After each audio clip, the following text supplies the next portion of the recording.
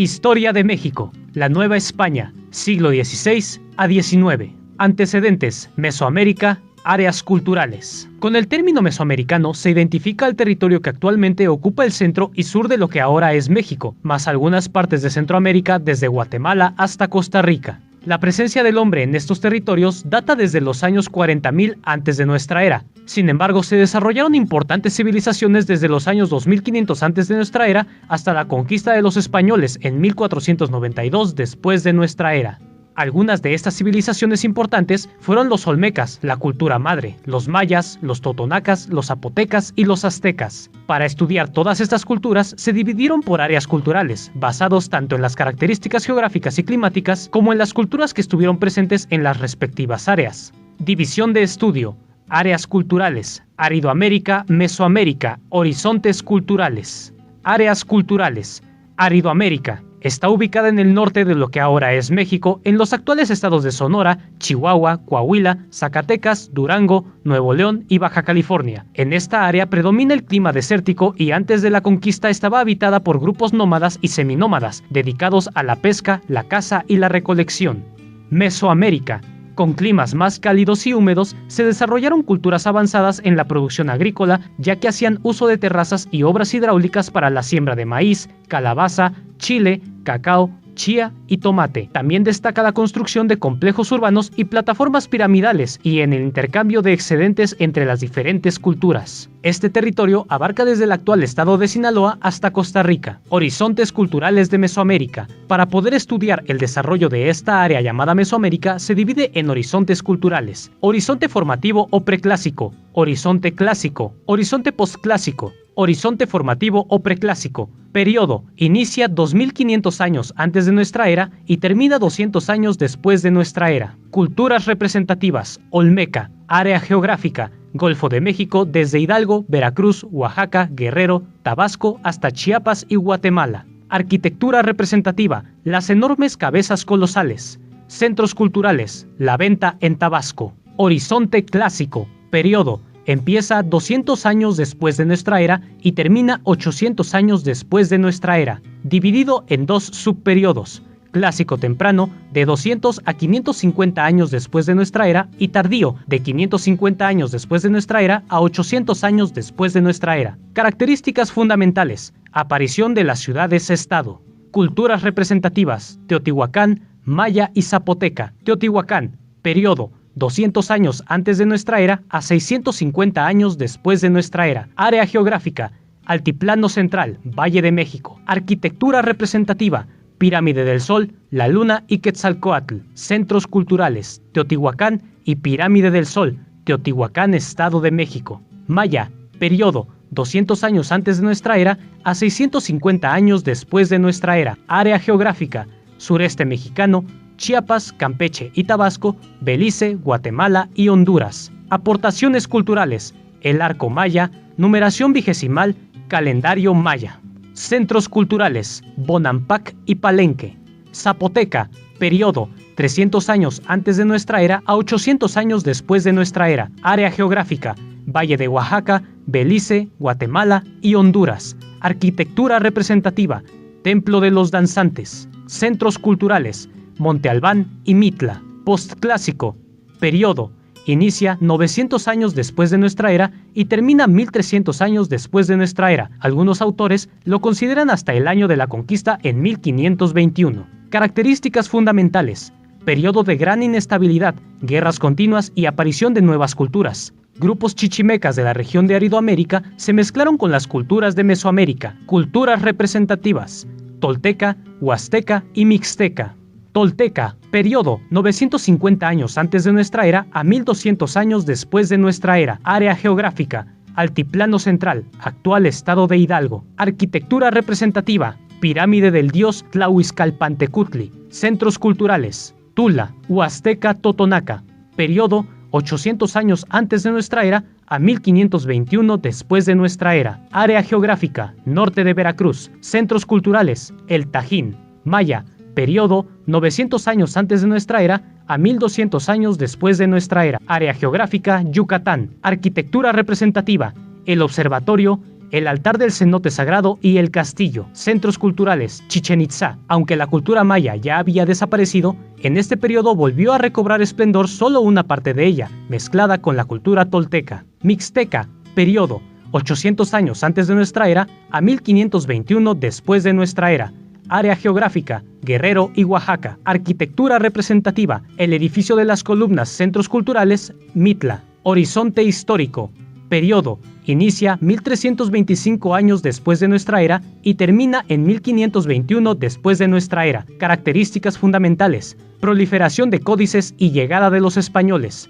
Culturas representativas, aztecas, purépechas, mayas, mixtecas, zapotecas y tlaxcaltecas.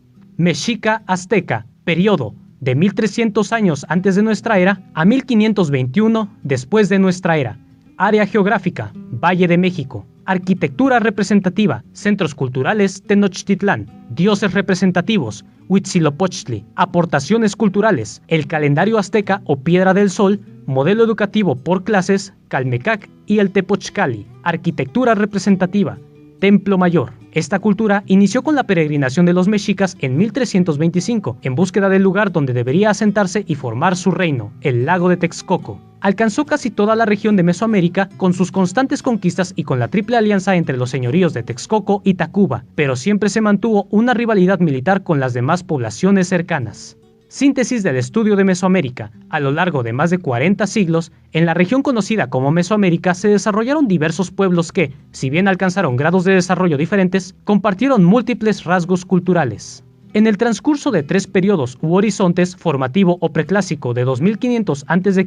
hasta 200 después de Cristo, durante el cual floreció la cultura olmeca, considerada como la madre de las civilizaciones mesoamericanas, clásico, de 200 a 800 después de nuestra era, durante el cual florecieron las culturas maya, teotihuacana y el Tajín, y posclásico, cuyo inicio se ubica alrededor del 800 después de Cristo, se desarrolló el imperio azteca o mexica y concluyó en 1521 con la conquista española.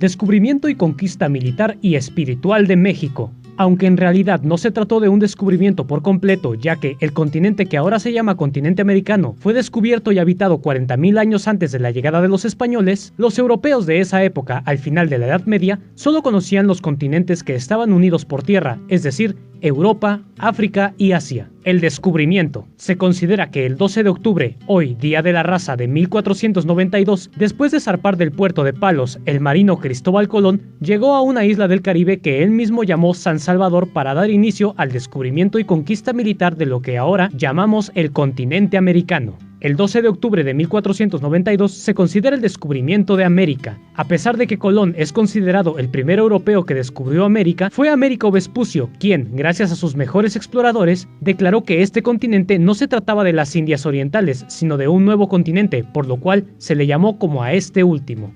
Los primeros exploradores españoles llegaron y se establecieron primeramente en las islas del Caribe, principalmente en Cuba, gobernada por Diego Velázquez. Desde entonces se realizaron algunas expediciones con altibajos hacia lo que ahora es Cozumel y antes de las expediciones de Hernán Cortés.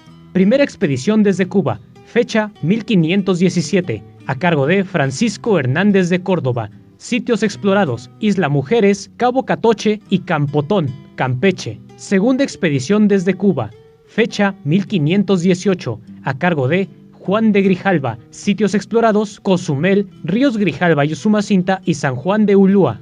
Después de dar por hecho el descubrimiento de este nuevo mundo, el Imperio Español se organiza para la conquista total de este nuevo territorio.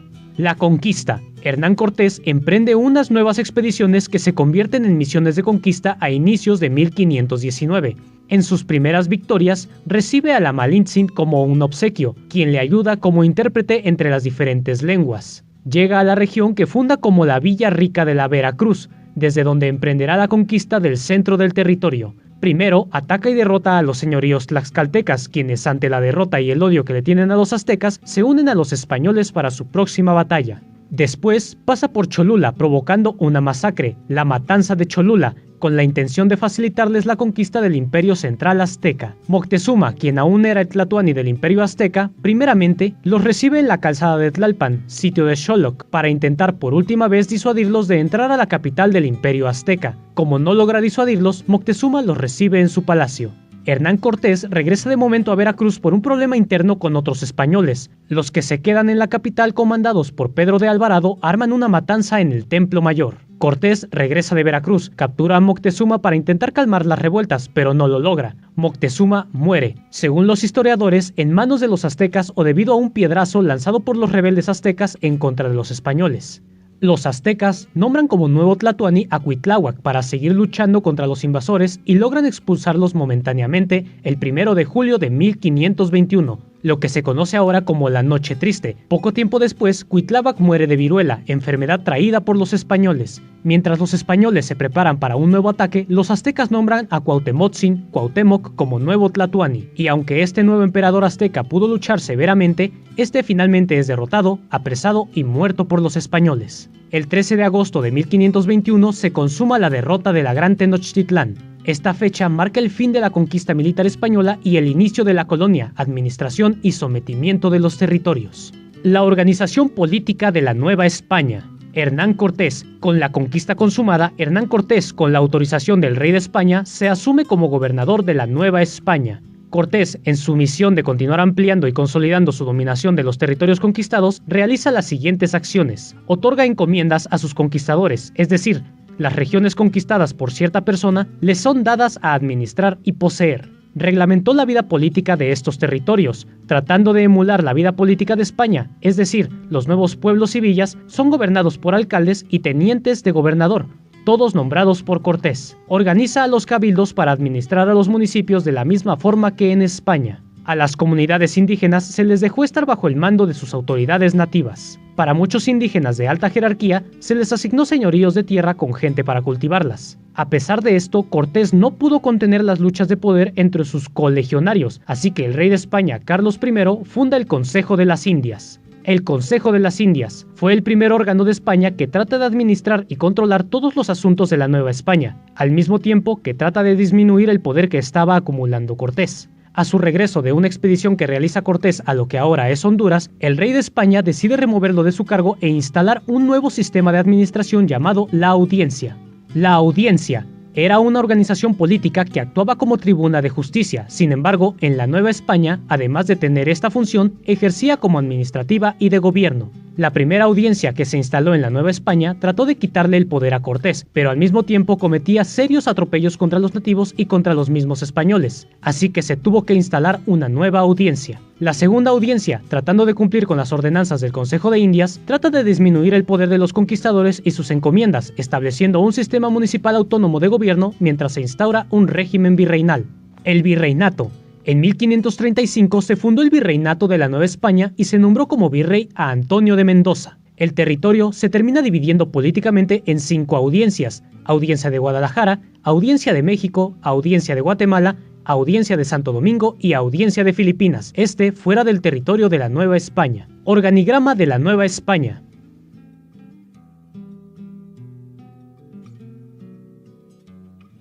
Evolución de las estructuras políticas de la Nueva España.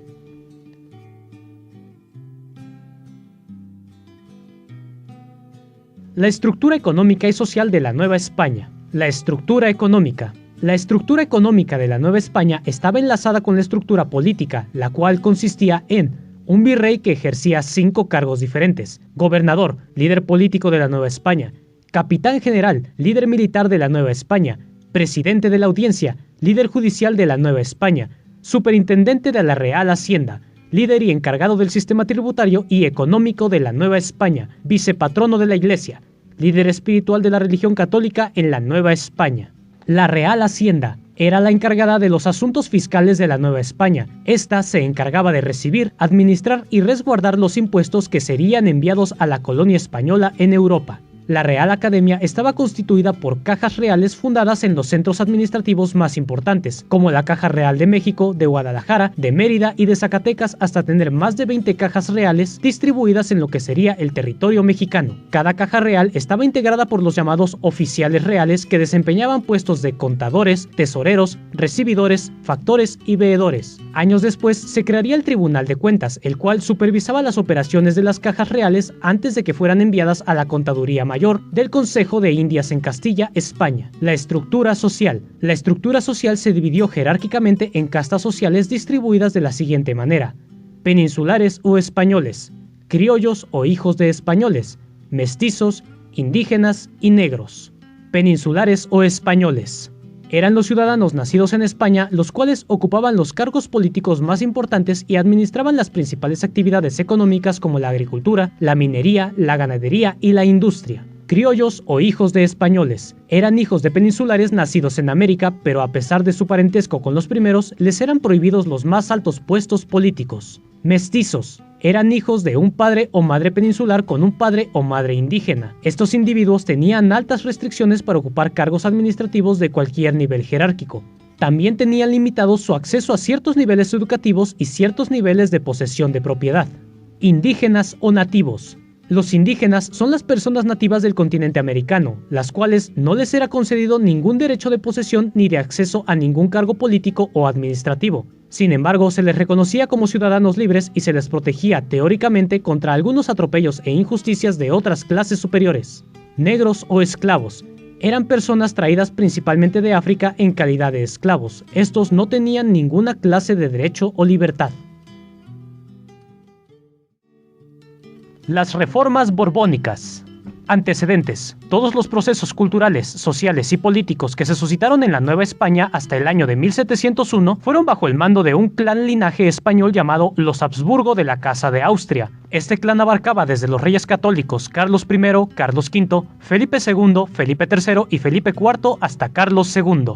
En 1701, Felipe de Anjou, emparejado con la dinastía borbónica reinante en Francia, sube al trono como rey de España y comienza una nueva etapa de cambios tanto en España como en la Nueva España. Esta etapa borbónica abarca desde Felipe V, Fernando VI, Carlos III y Carlos IV. Las reformas borbónicas. Las reformas borbónicas son todos los cambios realizados en el gobierno y administración de la corona española, tanto en el territorio español como en la Nueva España, las cuales fueron implementadas por un clan linaje de monarcas europeos llamados la dinastía borbónica a partir de 1701. Las reformas borbónicas trataron de forma general aumentar el poder del rey en todos los ámbitos y aspectos de la vida económica, política, social y religiosa. Principales reformas borbónicas. Creación de 12 intendencias como organismos para recaudar impuestos, pero con mayor poder que las audiencias, así como también para restar poder a los virreyes. Sustitución de los alcaldes por subdelegados dependientes de las intendencias. Terminar con la Casa de Contratación de Sevilla. Debilitar a los aristócratas en materia política y aumentar el poder de la burguesía. Se crearon revisores y visitadores para auditar a la Real Hacienda. Se incrementaron los impuestos. Recuperación de las concesiones otorgadas a otros países, como el caso del tráfico de esclavos. Se abrieron nuevos puertos acabando con los monopolios de Cádiz, Sevilla y Nueva España. Se creó el Banco del Avío.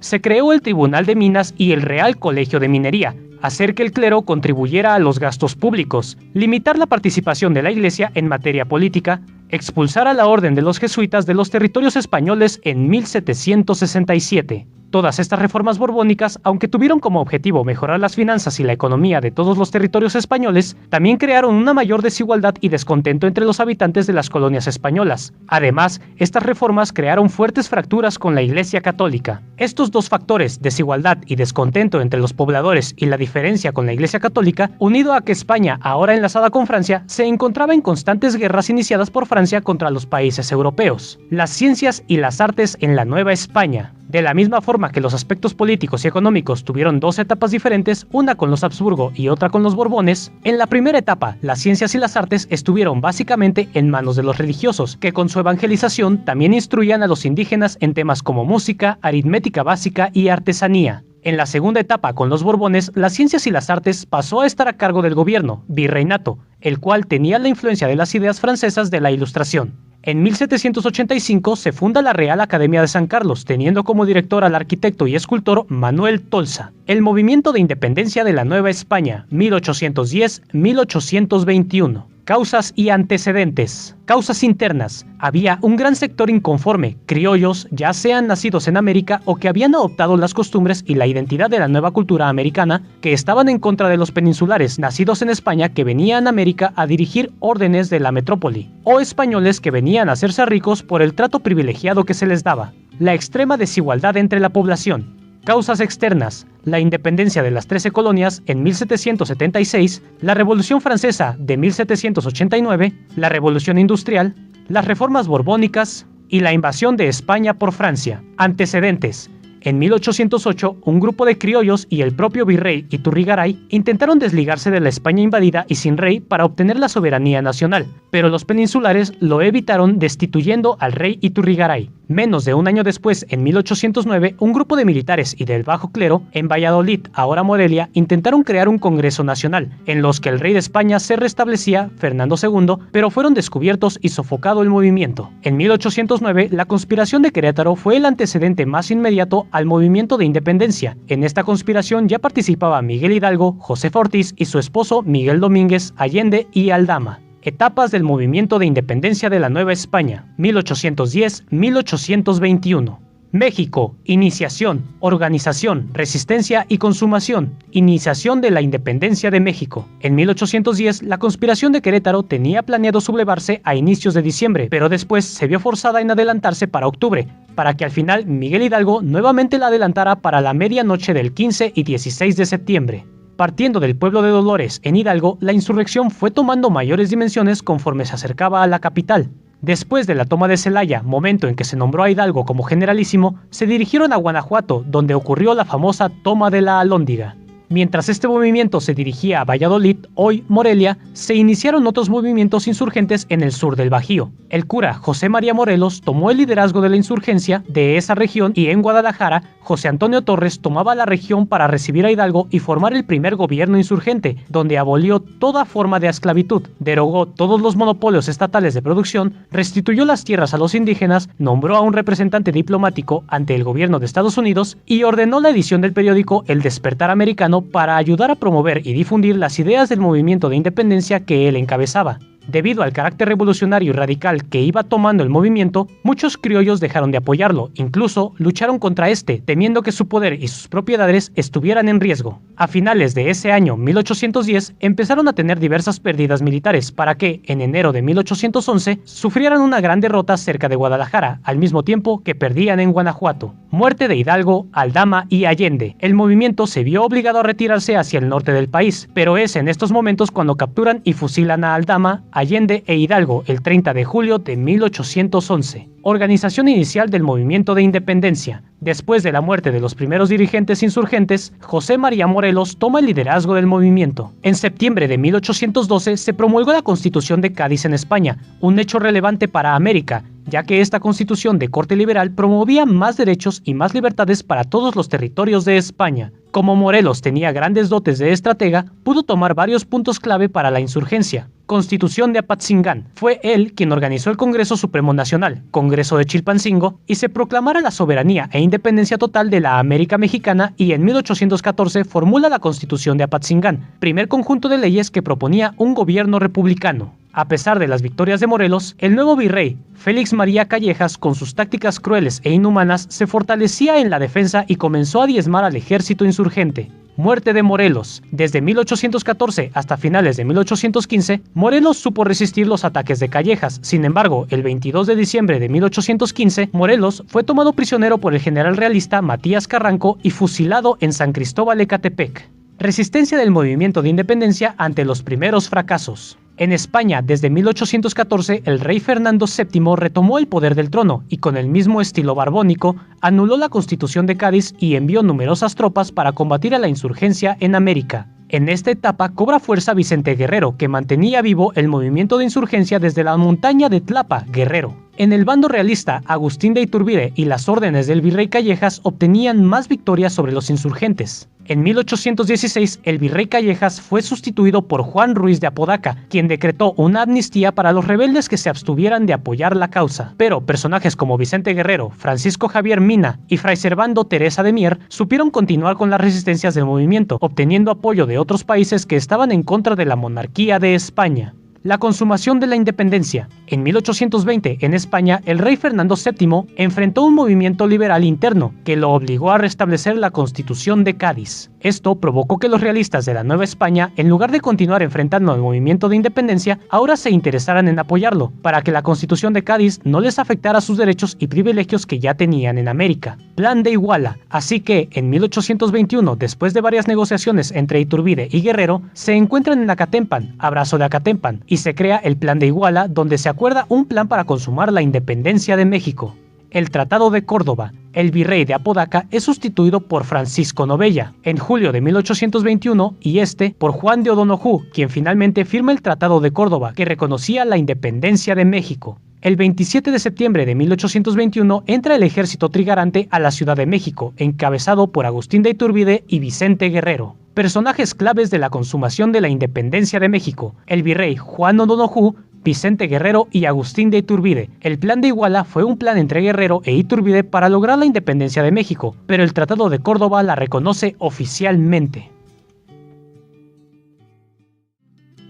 México independiente, 1821-1854. Los primeros proyectos de organización política del México independiente. Primer proyecto, Agustín de Iturbide. El primer intento de organización política lo encabezó el mismo Agustín de Iturbide con una junta provisional legislativa y una regencia con funciones ejecutivas que el mismo Iturbide dirigía. A finales de 1821 se establece un Congreso Constituyente con representantes de los sectores privilegiados, y para mayo de 1822, Iturbide, al ver las diferencias irreconciliables en el Congreso, se declara emperador y a finales de octubre de ese mismo año disuelve al Congreso e impone una junta de gobierno. Plan de Casamata. Para 1823, Antonio López de Santa Anna, Nicolás Bravo y Vicente Guerrero se rebelan con el Plan de Casamata, restaurando al Congreso y hacen que Iturbide renuncie al trono. Este Congreso se divide en federalistas, quienes buscan mayor autonomía de las provincias, y centralistas, quienes quieren un gobierno central fuerte y controlador para evitar la división del nuevo Estado. Segundo proyecto, Constitución de 1824 y Guadalupe Victoria. En 1824 se promulga la Constitución de Corte Federalista, donde establece una forma de gobierno republicano con divisiones de poderes en un presidente, ejecutivo, un congreso bicameral, legislativo y una Suprema Corte de Justicia, judicial. Periodo presidencial de 4 años. Establece a la religión católica como única y oficial. Conserva los derechos del clero y del ejército. Divide al territorio en 19 estados y 4 territorios. Guadalupe Victoria.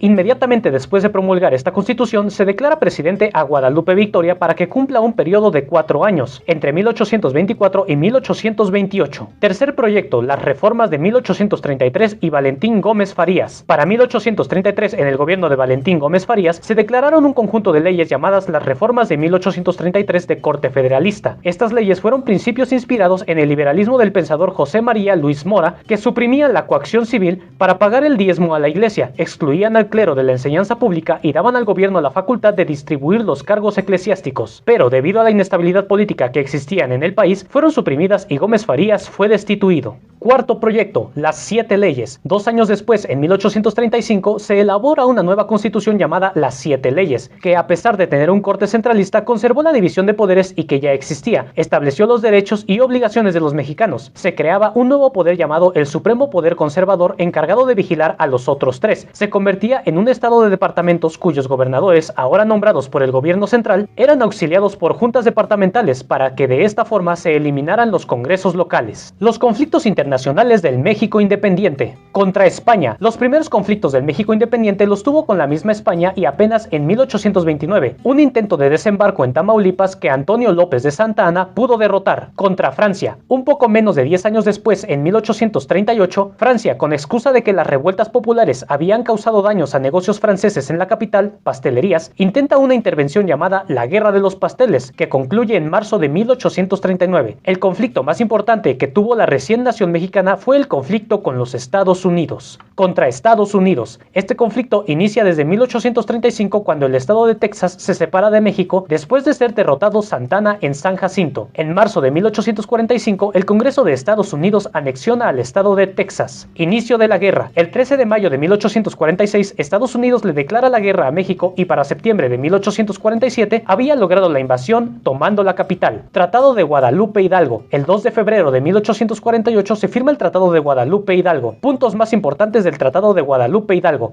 Estados Unidos extendió su territorio hasta el río Bravo, reconoció la independencia de Texas. México recibía una indemnización de 15 millones de pesos. Después de la derrota contra Estados Unidos en 1853, Santa Anna inicia otro periodo como presidente, convirtiéndola en un intento de dictadura al estilo monárquico europeo. Pero en 1854 comienzan los brotes de rebeldía en todo el país inconformes con esta nueva situación. La situación económica del México independiente. La situación económica de la recién nación mexicana estaba en graves problemas debido a los gastos de la guerra de independencia que duró más de 10 años, los altos impuestos que la corona española todavía exigían durante la guerra, el abandono de las actividades productivas debido a la guerra, los gastos militares para afrontar los conflictos internacionales. Lucas Alamán y primeros programas económicos. Fue hasta 1830 cuando Lucas Alamán promovió ciertos programas económicos para mejorar la situación de la República. Puntos que promovieron estos programas: gravar con 5% las importaciones manufactureras para impulsar la manufactura nacional. Creó la Dirección General de Industrias para estimular las innovaciones tecnológicas y la capacitación laboral. Fundó el Banco del Avío para el fomento de la industria textil, la agricultura y de la fundición. La lucha entre federalismo y centralismo en el México independiente. Además de enfrentar los conflictos externos internacionales, la reciente nación mexicana sufría una lucha interna entre federalismo y centralismo. Los federalistas, la logia yorquina, representados por Vicente Guerrero, Lorenzo de Zavala, José María Luis Mora y Valentín Gómez Farías, tenían como ideales fundamentales la libertad de religión y su separación con el Estado, la igualdad civil ante la ley y la división de poderes. Los centralistas, de la logia escocesa y representados por Lucas Alamán, Anastasio Bustamante, Nicolás Bravo y Miguel Barragán, defendían ideas como el centralismo del gobierno en pos de una unidad nacional, decretar a la Iglesia Católica como única religión en el país, conservar los derechos y privilegios que tenía el clero y el ejército.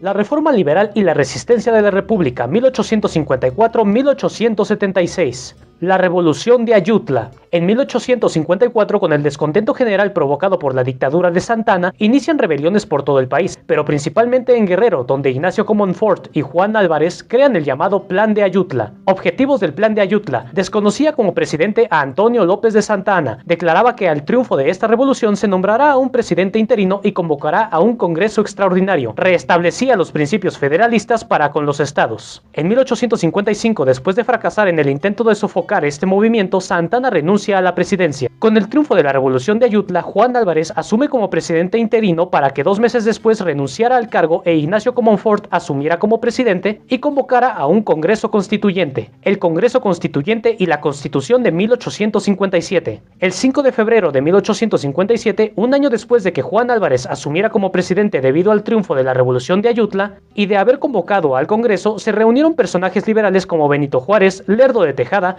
Melchor Ocampo, José María Iglesias, y redactaron y promulgaron la nueva Constitución, la Constitución de 1857. Postulado de la Constitución de 1857: establecía la libertad y la igualdad para todos los seres humanos, prohibía la esclavitud, restableció la República Federal, representativa y democrática, un gobierno dividido en legislativo, Congreso de la Unión, una sola Cámara, la Cámara de Diputados, Ejecutivo, presidente electo por el Congreso con un periodo de 4 años, y judicial, Suprema Corte de Justicia, que en caso de que el presidente estuviera ausente, el presidente de la Corte asumiría como presidente del Ejecutivo. Los estados deberán adoptar la forma republicana de gobierno y se les prohibirá cobrar importaciones o exportaciones, así como declarar la guerra a potencias extranjeras. En el asunto religioso, ordenaba que solo los poderes federales podían imponer penas y castigos según la ley correspondiente. Además de las leyes que emanaban de esta Constitución, otras leyes también de corte liberal y que se habían originado anteriormente se estaban aplicando y al mismo tiempo creando oposición con los conservadores. Otras leyes: la Ley Juárez de 1855, que suprimía los fueros militares y eclesiásticos; la Ley Lerdo de 1856, que desamortizaba las propiedades pertenecientes a corporaciones civiles y religiosas; la Ley Iglesia o la Ley del Registro Civil, que puso bajo la administración del Estado los asuntos y la vida civil como los nacimientos, las defunciones y los matrimonios. Todas las reformas y leyes liberales provocaron un rechazo por parte de los conservadores, que se levantaron en armas con el Plan de Tacubaya, el gobierno de Benito Juárez y las leyes de reforma. Antecedentes: Juárez. El plan de Tacubaya fue un intento de los conservadores para desconocer la Constitución de 1857. Primeramente, el mismo presidente en curso, Ignacio Comonfort, apoyó este plan de Tacubaya y al mismo tiempo manda a encarcelar a Juárez y otros diputados del ala liberal. Pero después Comonfort dejó de apoyar a este plan conservador, provocando su ira contra él mismo. Comonfort decidió renunciar, libera a Juárez y entrega la presidencia a quien por ley correspondía, es decir, a Juárez, presidente de la Suprema Corte de Justicia en ese momento. Juárez se dirigió a Guanajuato, donde estableció su gobierno, mientras en la Ciudad de México Félix Zuluaga, del grupo conservador y promotor del plan de Tacubaya, tomaba Palacio Nacional y era reconocido como presidente por los conservadores. Guerra de los 3 años o Guerra de Reforma. Con esta situación inicia la Guerra de Reforma, o también llamada Guerra de los 3 años, entre Benito Juárez del ala liberal buscando apoyo de los Estados Unidos y Félix Zuluaga del bando conservador buscando apoyo de España. Tratados de los diferentes bandos. También en este contexto destacan los acuerdos que los dos bandos por su lado intentaron con los Estados Unidos los liberales y con España los conservadores. Los liberales tenían a la cabeza a Juárez firmando el tratado de McLean-Ocampo, que buscaba el apoyo de los Estados Unidos a cambio de obtener varias vías libres de tránsito entre los puertos de México y Estados Unidos. El tratado de Mon Almonte de conservadores con España a cambio de regresar a los esquemas de protectorado español. Fin de la Guerra de los 3 años. Después de 3 años de guerra, los liberales logran la victoria y en 1861 Juárez regresa a la capital. Restaurada la República, le da continuación de la Constitución de 1857 y las nuevas leyes promulgadas, las leyes de reforma. Leyes de reforma. De manera general, las leyes de reforma se consideran a un conjunto de leyes promulgadas entre 1855 y 1863, es decir, desde el gobierno de Juan Álvarez, Ignacio Comonfort hasta Benito Juárez. También de manera general, el objetivo principal de estas leyes era la separación de la Iglesia y el Estado. De manera particular, algunos autores consideran a las leyes de reforma las leyes que fueron decretadas por Juárez dentro de la Guerra de Reforma y cuando él estaba en Veracruz. Las leyes de reforma más destacadas: la Ley sobre Nacionalización de los Bienes del Clero y Separación de la Iglesia y del Estado, 12 de julio de 1856. Esta ley, como su nombre lo dice, nacionalizaba los bienes de la Iglesia y pasaba a poder del Estado. Ley del Matrimonio Civil, Ley Orgánica del Registro Civil, Ley sobre el Estado Civil de las Personas y Ley sobre la Secularización de Cementerios, finales de julio de 1859. Esta ley traspasaba la administración de todas estas actividades que estaban a cargo del clero a manos del gobierno. Ley sobre la libertad de culto, 4 de diciembre de 1860. Esta ley le daba libertad a las personas para que puedan ejercer cualquier religión. Por último, en el gobierno posterior de Sebastián Lerdo de Tejada, se crea una reforma a la Constitución de 1857 para que las leyes de reforma pasen a formar parte de la Carta Magna. La intervención francesa en México y el imperio de Maximiliano. Antecedentes: después de la Guerra de Reforma o Guerra de los 3 años, con Juárez al frente y nuevamente establecido en la capital, enfrentaba serios problemas en todos los ámbitos, pero principalmente el financiero. Para atenuar este problema, Juárez determinó una suspensión de pagos a las potencias extranjeras como Inglaterra, Francia y España. Los Tratados de la Soledad. Estas potencias decidieron aliarse para reclamar por la vía militar sus derechos. Sin embargo, pudieron llegar a un acuerdo ya con tropas militares en Veracruz, llamado los Tratados de la Soledad. Estando en plenas negociaciones, Francia, con apoyo de conservadores mexicanos, decide atacar e incursionar al centro del país. La intervención francesa. El 5 de mayo de 1862, las tropas liberales, al mando del general Ignacio Zaragoza, obtuvieron un triunfo contra los invasores en el estado de Puebla. Lamentablemente, los invasores continuaron la escalada y un año después, en 1863, los invasores pudieron derrotar a los liberales y llegar hasta la capital. Juárez y su gobierno se trasladaron a San Luis Potosí, mientras en la capital se preparaban para la llegada de Maximiliano, a quien se le había ofrecido el trono de México. El imperio de Maximiliano. Desde 1864 y hasta 1867, Maximiliano estuvo como emperador de México con apoyo de los conservadores y de Francia. Maximiliano, de corte monárquica liberal, mantuvo algunas leyes que Juárez había promulgado, como la nacionalización de los bienes de la Iglesia y la libertad de culto, provocando serias diferencias con los bandos conservadores, quienes fueron los que le ofrecieron el trono. Además de mantener algunas leyes liberales, Maximiliano creó algunas instituciones tales como la Academia Imperial de Ciencias y Artes, el Museo Nacional de Historia Natural, Escuela de Comercio, la Escuela Imperial de Agricultura y la Biblioteca Nacional. A pesar de sus esfuerzos por normalizar la vida política y económica del país, Maximiliano se enfrentaba cada vez más a los propios conservadores y a una situación económica grave, al mismo tiempo que los republicanos iban obteniendo más victorias militares. Muerte de Maximiliano. En abril de 1867, en el estado de Querétaro, Maximiliano junto con los generales Miramón y Mejía fueron apresados, enjuiciados y fusilados. La restauración de la República, los gobiernos de Benito Juárez y Sebastián Lerdo de Tejada. La restauración de la República. Al terminar la segunda intervención francesa y con el regreso de Juárez al gobierno, comienza el periodo conocido como la Restauración de la República, que abarca los gobiernos de Benito Juárez y Sebastián Lerdo de Tejada, de 1871 a 1875. Con más estabilidad política, Juárez pudo concretar mejores acuerdos comerciales para estimular la economía mexicana, implementó el juicio de amparo y teniendo como ministro a Gabino Barreda, se creó la Escuela Nacional Preparatoria para sustituir al modelo educativo que el clero tenía administrando. También se creó la Escuela de Medicina y la de Ingeniería y Leyes. En 1871 se realizaron elecciones en las que Juárez ganó y ejercía otro mandato de 1872 a 1876. Muerte de Juárez y gobierno de Sebastián Lerdo de Tejada. Debido a la elección que ganó Benito Juárez para otro periodo, Porfirio Díaz, en el mismo año de 1871, y a través del Plan de la Noria se levanta contra esa reelección de Juárez, pero fracasa el movimiento. Fue hasta 1872 cuando la enfermedad y muerte de Juárez dio cambio a un periodo presidencial, iniciado como presidente interino a Sebastián Lerdo de Tejada. El gobierno de Lerdo de Tejada de 1872 a 1876 mantuvo los criterios de Juárez, restableció al Senado de la República y creó el ferrocarril de México a Veracruz para modernizar la economía del país. Pero, a finales de 1875, Lerdo de Tejada quiso reelegirse, lo que provocó que varios generales con Porfirio Díaz al mando se levantaran en armas proclamando el Plan de Tuxtepec. Para 1876, el movimiento antirreelección ya había derrocado a Lerdo de Tejada y puesto a Porfirio Díaz como presidente provisional.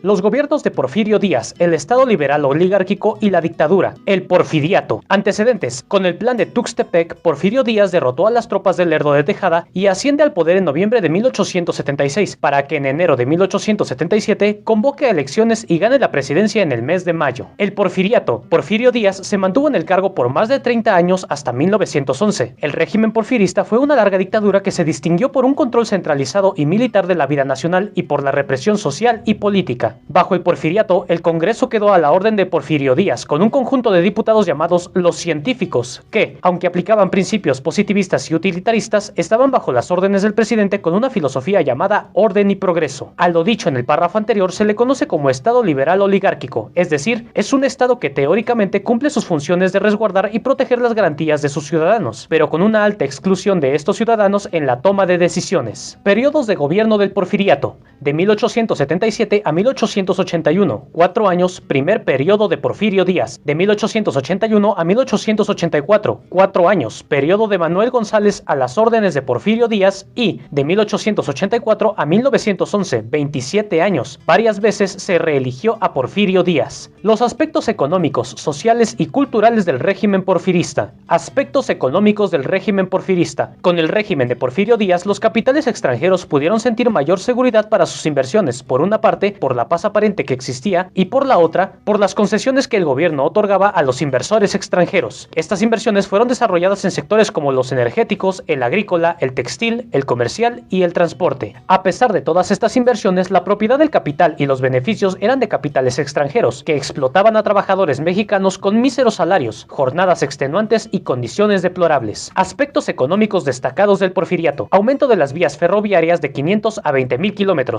desarrollo de empresas mineras y textiles, se promulgó la ley de instituciones de crédito, aumento desproporcionado de la deuda pública. Aspectos sociales del régimen porfirista: a pesar del progreso económico que experimentaba el país, la desigualdad entre los habitantes crecía con más celeridad, la vida de los obreros y campesinos empeoraba, a los trabajadores se les pagaba con mercancías y estos, en la necesidad de obtener lo básico, pedían prestado para hacerse con una deuda de por vida. Con estas condiciones se podían observar claramente las diferencias entre clases sociales: los pobres, viviendo en la miseria, la clase media al borde de la miseria y la clase opulenta, cercana a Porfirio Díaz. Aspectos culturales del régimen porfirista. El desarrollo cultural refleja los mismos criterios que tenía Porfirio para con los capitales extranjeros, a los que se les concedían exageradas concesiones en perjuicio de la población trabajadora. Así, en la cultura, la clase privilegiada prefería la cultura francesa que la mexicana, en los aspectos estéticos y educativos. La estética neoclásica y modernista predominó en la arquitectura, y se construyeron palacios como el de Correos y el Palacio de Bellas Artes. En el aspecto educativo se creó la Secretaría de Instrucción Pública y Bellas Artes Estudiantes dirigidas por Justo Sierra, quien además impulsó la creación de la Universidad de México. Los movimientos de oposición al régimen porfirista. Los movimientos de oposición se concentraban en el sector obrero, debido por una parte a las condiciones que vivían y por otra a las ideas obrero-anarquistas que se importaban de Estados Unidos y Europa. Los movimientos y huelgas de los ferrocarrileros, mineros y textileros eran los más representativos. La huelga de Cananea en Sonora en 1906 y la de Río Blanco en Veracruz de 1907 fueron los más sonados, que terminaron en represión por parte del gobierno. Antes de 1910, aunque sí hubo levantamientos armados de campesinos, estos no dejaron de ser esporádicos y desorganizados. Los movimientos de los yaquis y mayos en Sonora y Sinaloa, los coras y huicholes en Nayarit, los tarahumaras en Chihuahua y los mayas en Yucatán eran un caso especial, ya que estaban en pie de lucha desde la conquista española y su área de influencia solo abarcaba el propio territorio de sus comunidades. Después de 1910, básicamente los movimientos organizados de oposición comenzaron justo después de que Porfirio Díaz declarara en 1910 que era de su agrado una contienda electoral donde se crearan partidos de oposición al régimen. Con esta aparente libertad se crearon, además de los partidos que proponían al mismo Porfirio Díaz como presidente nuevamente, el partido antirreeleccionista dirigido por Francisco I. Madero. Con Madero como candidato a la presidencia, inició la contienda entre este y Porfirio Díaz, pero al poco tiempo Porfirio ordenó la encarcelación de Madero en San Luis Potosí para acallar a la oposición y ganar las elecciones presidenciales nuevamente. Francisco I. Madero inició un plan, el llamado Plan de San Luis, para levantarse en armas, después de haber visto que la vía democrática estaba agotada. Madero logra escapar de San Luis Potosí y el 20 de noviembre de 1910 convoca al pueblo a levantarse en armas.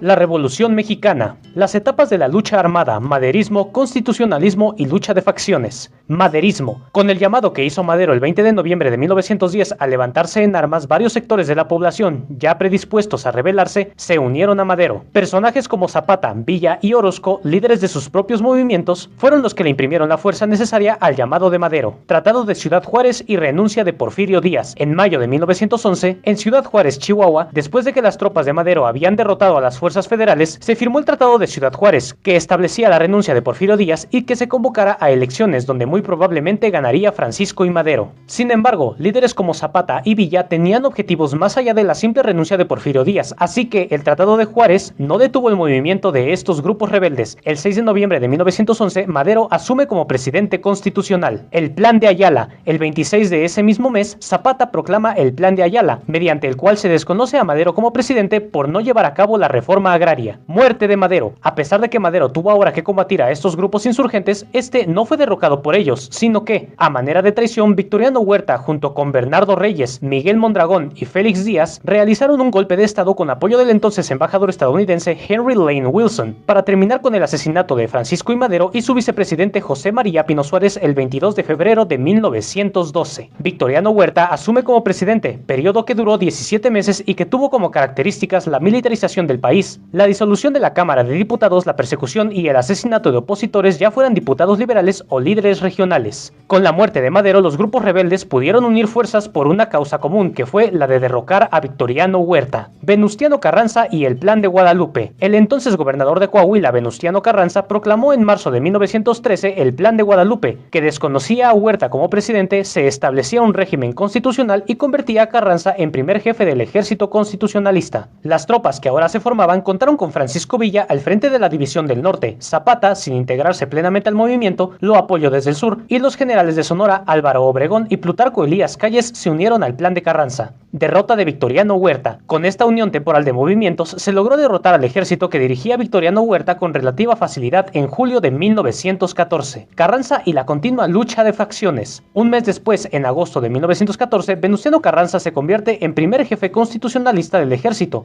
Sin embargo, esto tampoco detuvo la lucha entre los diferentes movimientos que representaban por un lado Francisco Villa y por el otro Emiliano Zapata. El 1 de octubre de 1914 se integró en la Ciudad de México una comisión tripartita y después se tuvo que realizar el 10 de octubre la Convención de Aguascalientes para tratar de solucionar estas diferencias, en las que se proponía un presidente interino y que ratificara las demandas de Villa y Zapata. Con la negativa de Carranza sobre este acuerdo, Villa y Zapata continuaron la batalla hasta tomar la Ciudad de México, mientras Carranza huía a Veracruz. Para 1915, Carranza Carranza, con el apoyo de los ejércitos de Obregón, volvió a tomar la capital, provocando serias derrotas a Villa en el norte y a Zapata en el sur. El Congreso Constituyente y la Constitución de 1917. Con la derrota temporal de las facciones de Emiliano Zapata y Francisco Villa a finales de 1916, Venustiano Carranza instaló su gobierno en Querétaro y convocó a un Congreso Constituyente que, a pesar de las grandes diferencias entre los miembros, pudieron acordar y promulgar una constitución. El 5 de febrero de 1917 se promulga la Constitución de 1917. Los puntos más destacados de la Constitución de 1917. El artículo 27, que se refiere a la propiedad de la tierra y declara que las tierras y aguas del territorio mexicano y los recursos del subsuelo corresponden a la nación. El artículo 123, que se refiere a la cuestión laboral, donde se establece jornadas máximas de trabajo, salario mínimo, protección a mujeres y menores, participación de los obreros en las utilidades y el derecho a huelgas, entre otros. El artículo 3, referente a la educación, que establece que la educación será una tarea del Estado y será laica, gratuita y obligatoria. Por último, y referente a la forma de gobierno, se decidió establecer un sistema presidencialista con un sistema parlamentario, ya que aún se creía en la necesidad de tener un presidente fuerte. El gobierno de Venustiano Carranza. Antecedentes. Después de promulgar la Constitución de 1917, Venustiano Carranza convocó a elecciones para la presidencia y al Congreso de la Unión y el 1 de mayo de 1917 se convirtió en el presidente de la nación de acuerdo con sus aspiraciones expresadas en el Plan de Guadalupe. Inicio del gobierno de Carranza. Carranza tenía que enfrentar los retos que la nueva Constitución ordenaba, al mismo tiempo que tenía que disciplinar a las demás facciones que no estaban satisfechas con muchos resultados. Por un lado estaban los villistas y zapatistas que, aunque derrotados, continuaban en pie de guerra, y por el otro lado, la misma gente de Carranza rivalizaba entre ellos y con el mismo Carranza. Por si no fuera poco, los Estados Unidos amenazaban con una intervención con el pretexto de que sus intereses estaban en riesgo por la inestabilidad política. Derrota del zapatismo y del villismo. Dentro de esta lucha interna, el 10 de abril de 1919, Emiliano Zapata fue asesinado en una emboscada y el 26 de noviembre de ese año, Felipe Ángeles, gran defensor del villismo, es fusilado. Muerte de Carranza. El 26 de abril de 1920, Álvaro Obregón y Pablo González se declararon en contra de Carranza con el plan de Agua Prieta, que desconocía al presidente. Carranza intentó trasladarse a Veracruz, pero el 21 de mayo de 1920, mientras acampaba en Puebla, en la sierra de Tlaxcalantongo, fue asesinado. La Reconstrucción Nacional 1920-1940, del caudillismo al presidencialismo. El caudillismo es una forma en la que ciertos líderes carismáticos para una parte de la población llegan al poder político a través de maneras informales. Una vez muerto y derrotado el régimen de Venustiano Carranza, Adolfo de la Huerta asume como presidente provisional para convocar elecciones. Álvaro Obregón. En las elecciones convocadas por Adolfo de la Huerta, Álvaro Obregón, líder del plan de Agua Prieta, con el que se levantó en armas con Carranza, gana las elecciones y se convierte en presidente de México para el periodo de 1920 a 1924. Durante este periodo, Obregón supo unificar y apaciguar los movimientos rebeldes de obreros y campesinos. Además, con el Tratado de Bucareli de 1923, supo entablar una buena relación con Estados Unidos, protegiendo sus intereses petroleros y reconociendo la deuda externa que tenía. También en este periodo, y con la rectoría de José Vasconcelos, se creó la Secretaría de Educación Pública, además de impulsar la cultura nacionalista con el apoyo de artistas y muralistas como David Alfaro Siqueiros, Diego Rivera y José Clemente Orozco. Al finalizar el mandato de Obregón, se originó una pugna por el poder con el levantamiento de armas de Adolfo de la Huerta, pero Obregón pudo sofocar el movimiento y ceder el mando presidencial a Plutarco Elías Calles para el periodo de 1924 a 1928. El Maximato. El Maximato es una época durante la cual Plutarco Elías Calles tuvo el control del gobierno oficial y extraoficialmente, y durante el cual se imprimió el carácter y el plan que tenía sobre el país. Calles heredó un gobierno estable, fundamentado en el apoyo del ejército y de las clases obreras y campesinas, además de una buena relación con los Estados Unidos. Por este motivo, Calles se enfocó a institucionalizar la vida nacional, así que fundaron la Comisión Nacional Bancaria, la Agraria y la de Caminos, el Banco de México y el Banco de Crédito Agrícola. Programa económico de Plutarco Elías Calles. En lo que se refiere a la reconstrucción económica del país, Calles se basó en un conjunto de políticas llamadas la Nueva Política Económica y que buscaba el establecimiento de una moneda estable con una hacienda sana y un presupuesto equilibrado. Devolución de bienes a manos privadas y creación del impuesto sobre la renta. Revolución Cristera. En contraposición al orden institucional que se vivía, Calles tuvo una rivalidad con la Iglesia, así que en 1927 el clero se levantó en armas, dando inicio a la llamada Revolución Cristera, que duró hasta 1929. Gracias a Álvaro Obregón y al embajador de Estados Unidos en México, se pudo llegar a un acuerdo con la Iglesia y el presidente Calles para detenerla y regresar a la normalidad. Justo después de esto, se acaba el periodo presidencial de Calles y se tenía que convocar a elecciones, así que que Obregón aprovecha esta situación. Se modificaron los artículos de la Constitución para que pudiera haber reelecciones y para aumentar el mandato presidencial de 4 a 6 años. Fin del periodo de Plutarco, gobierno de Emilio Portes Gil y creación de partidos políticos. En estas nuevas elecciones del 10 de julio de 1928, Obregón resultó electo, pero 10 días después fue asesinado por un fanático católico que le creía responsable de la Revolución Cristera. Con la muerte de Obregón, Calles se las arregló para convencer a las diferentes facciones que estaban en pugna por el control del gobierno a resolver esta competencia por la vía pacífica a través de creación de partidos políticos, así que fue elegido Emilio Portes Gil como presidente interino, en lo que se organizaban los nuevos partidos políticos y las elecciones para presidente. El 4 de marzo de 1929 quedó instituido el Partido Nacional Revolucionario, el PNR, con Plutarco Elías Calles como líder indiscutible, llamado el jefe máximo de la familia revolucionaria. Inicios del presidencialismo. En el transcurso de las campañas para seleccionar al candidato presidencial, Calles había elegido arbitrariamente a Pascual Ortiz Rubio como el candidato preferido, así que el general José Gonzalo Escobar se levantó en armas con el Plan de Hermosillo el 3 de marzo de 1929 para desconocer a Emilio Portes Gil, que estaba como presidente interino. Pero Calles retornó al gobierno como secretario de Guerra y Marina y sofocó rápidamente esta revuelta. Durante el breve periodo de Portes Gil, gracias al movimiento estudiantil de aquella época, impregnada con la ideología de Vasconcelos, en 1929, el presidente Portes Gil concedió la autonomía de la Universidad Nacional de México, gobierno de Pascual Ortiz y Abelardo Rodríguez. Poco después se realizaba la contienda electoral, que a pesar de que el partido oficial, el PNR, contaba con fuerte oposición, tales como la disidencia y el propio José Vasconcelos, el PNR ganó las elecciones para dar lugar a que el 5 de febrero de 1930, Pascual Ortiz Rubio se convirtiera en el presidente para el periodo de 1930 a 1934. Sin embargo, su mandato no llegaría a esa fecha. Debido a las diferencias entre el presidente electo Pascual Ortiz Rubio y Plutarco Elías Calles, quien contaba con gran apoyo popular y político de muchas organizaciones, Ortiz Rubio renunció a la presidencia en septiembre de 1932, siendo sustituido por Abelardo L. Rodríguez, quien decidió entablar buenas relaciones con Calles y enfocarse en mejorar el progreso que el país necesitaba. Durante la etapa de Abelardo L. Rodríguez se volvió a dar el descontento entre los estudiantes de la universidad, ya que el Congreso Universitario, dominado por Lombardo Toledano, había aprobado la decisión de que se imprimiera un enfoque marxista a la educación y los estudiantes y los profesores estaban a favor de la libre cátedra. Para 1933, la Asamblea Universitaria eligió a Manuel Gómez Morín como rector, se disolvió la huelga y Lombardo Toledano fue expulsado de la universidad. En octubre de 1932 se celebró en Aguascalientes la segunda convención del Partido Nacional Revolucionario, donde, con pequeñas diferencias entre las facciones, se eligió a Lázaro Cárdenas, que había sido gobernador de Michoacán y contaba con el apoyo de muchos grupos campesinos, generales del ejército y algunos callistas. El Plan Sexenal y el Cardenismo. El Plan Sexenal es un programa de acción para dirigir de forma más eficaz las actividades del gobierno en curso. Calles ya había mencionado la necesidad de tener uno, y en el mandato de Cárdenas se retomó la idea y se realizó uno, aún a pesar de muchas acciones que no estaban de acuerdo a Calles. Periodo de Lázaro Cárdenas, 1934-1940. En diciembre de 1934 inició la presidencia de Lázaro Cárdenas del Río. El presidente inició su mandato con un apoyo multisectorial que le permitió sentar las bases del presidencialismo, escoger y aplicar sus propios principios en el gobierno. Cárdenas fue quien dio fin al maximato con la expulsión de Calles fuera del país. Acciones destacadas de Lázaro Cárdenas. Puso en práctica el mayor reparto agrario de la historia y estableció el ejido colectivo como patrimonio campesino. Reformó parte del artículo 3 para que la educación que impartiera el Estado fuera de carácter socialista. En 1936 se fundó el Instituto Politécnico Nacional y en 1938 el Instituto de Antropología e Historia, el INA. Recibió y apoyó a los republicanos exiliados de España por el golpe de Estado que había dado Franco en ese país. Se opuso contra el nazismo y los sistemas totalitarios en el ámbito mundial. El 18 de marzo de 1938 se proclama la expropiación petrolera.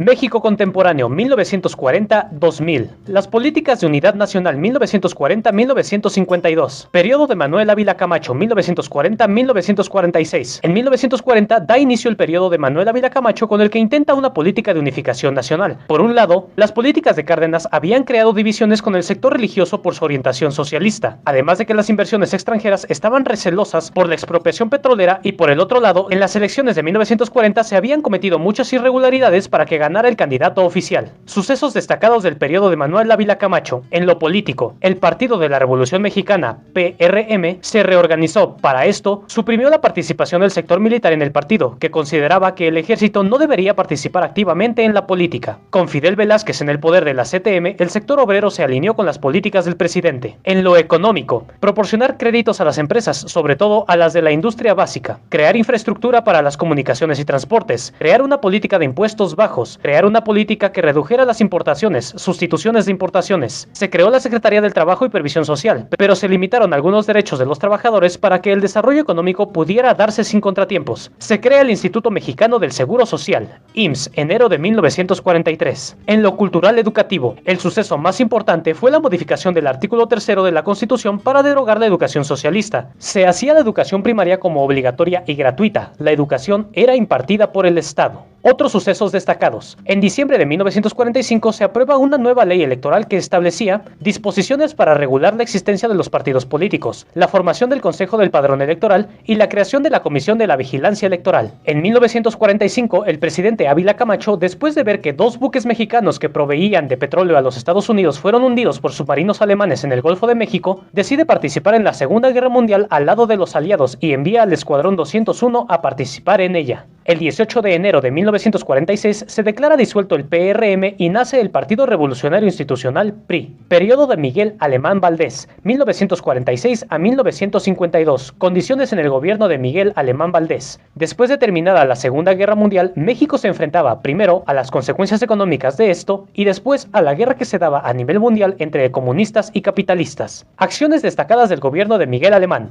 Sometimiento de los gobernadores a la disciplina presidencial, reorientación ideológica de los sindicatos para terminar su tendencia de izquierda y depuración de elementos comunistas del PRI, el desarrollo estabilizador y el milagro mexicano 1952-1970. El milagro mexicano es llamado así a un periodo de crecimiento económico que tuvo México en la mitad del siglo XX y algunos autores consideran que este periodo abarca de 1940 hasta 1970 y otros consideran solo desde 1952 a 1970. Este periodo lo podemos estudiar de manera general como lo estamos haciendo, pero también se puede fragmentadamente, ya que este abarca diferentes periodos de gobierno, cada uno con sus particularidades. Características destacadas y generales del milagro mexicano. Alto crecimiento económico, promedio anual de 6.5, alta intervención del Estado en la economía, estabilidad de las condiciones económicas, inflación, balanza de pagos y valor de la moneda, alto desarrollo industrial en comparación con la agricultura. Periodos de gobierno que abarca. Adolfo Ruiz Cortines, 1952-1958, Adolfo López Mateos, 1958-1964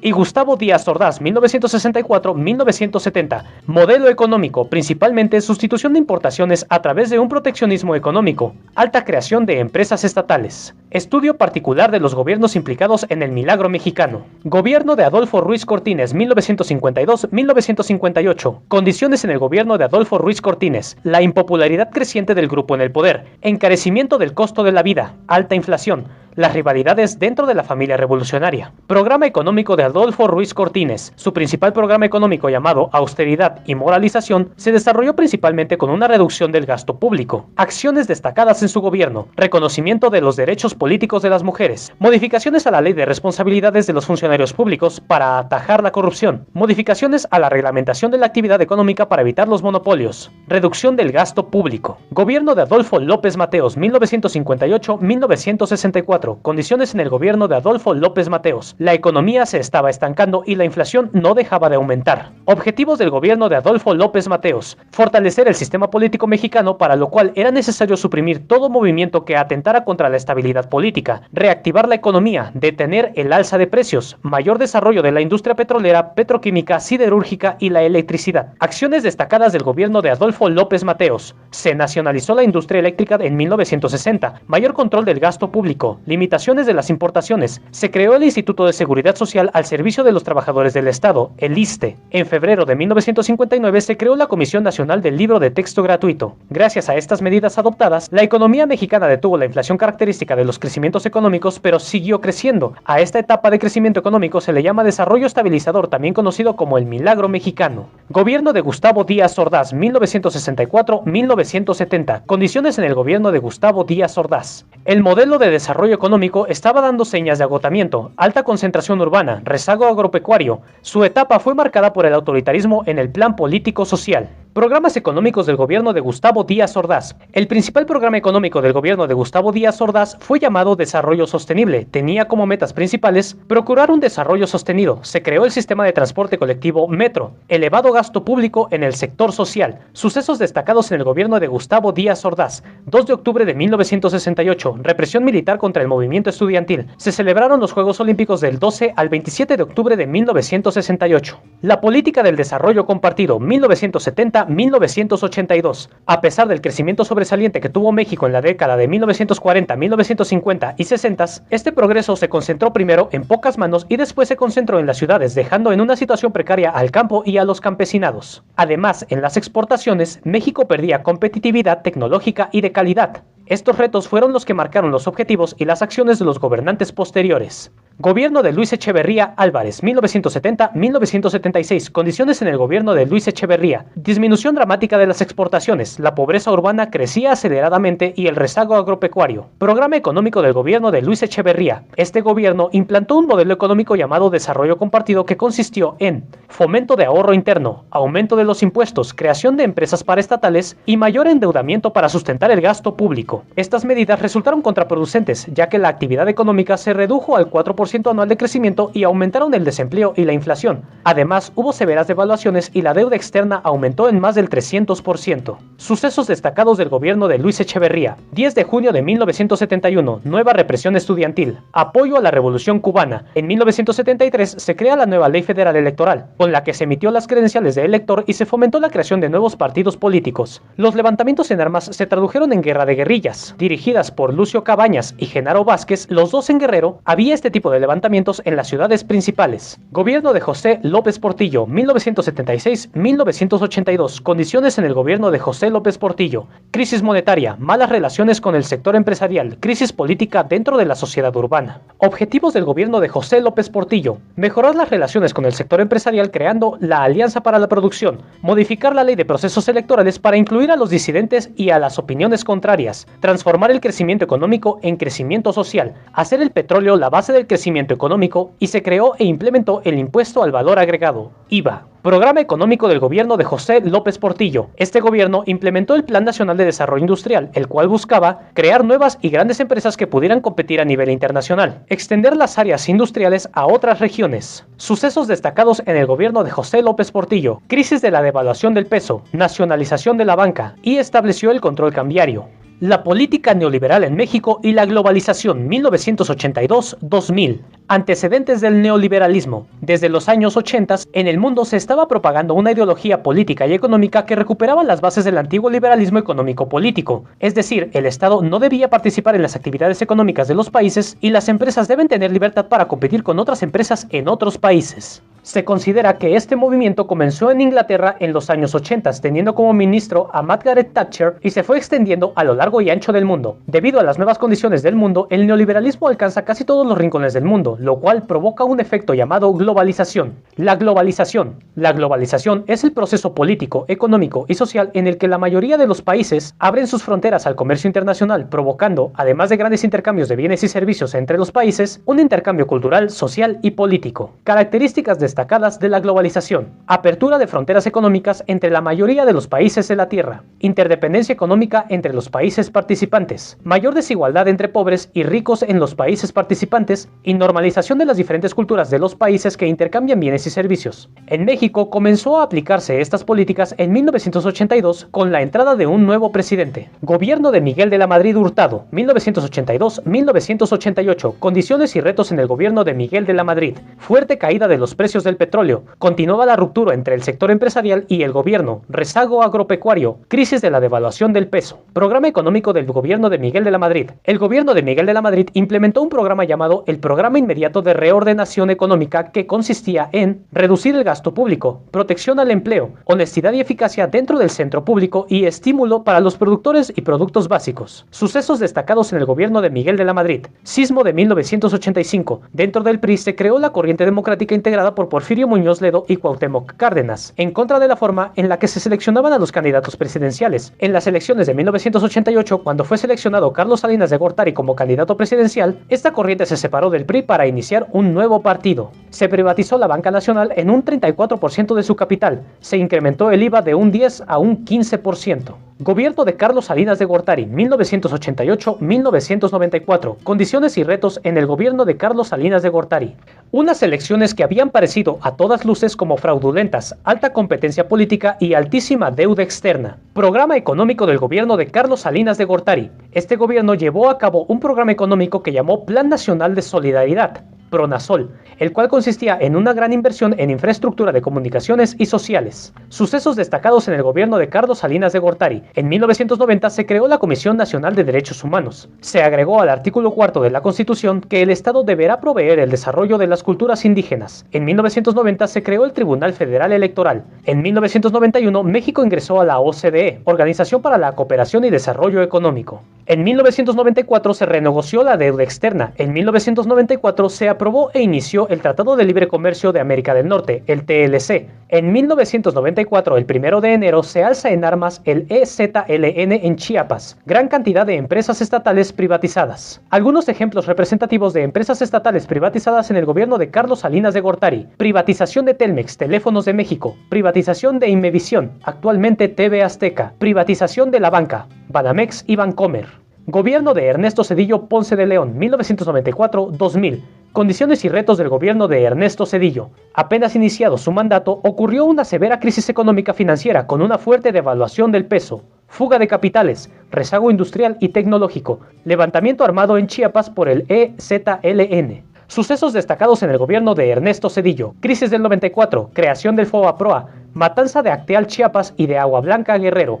1998, huelga de la UNAM. Gobierno de Vicente Fox Quesada, 2000-2006. Condiciones y retos del gobierno de Vicente Fox. Si bien estaba disminuyendo la crisis económica, los daños que causó todavía se sentían en las finanzas públicas. Los precios del petróleo alcanzaron niveles muy altos. Las deudas contratadas por el FOBAPROA eran muy altas. Nuevo partido en el gobierno sin experiencia en el poder. Programa económico del gobierno de Vicente Fox. Este gobierno puso en práctica un programa económico llamado Plan Nacional de Desarrollo, el cual tenía como puntos principales mayor inversión en infraestructura, atraer grandes flujos de inversión extranjera, apoyo a las micro y medianas empresas. Sucesos destacados en el gobierno de Vicente Fox. Desafuero de Andrés Manuel López Obrador por Vicente Fox. Represión policial en Texcoco por el rechazo a la construcción de un aeropuerto en esa localidad.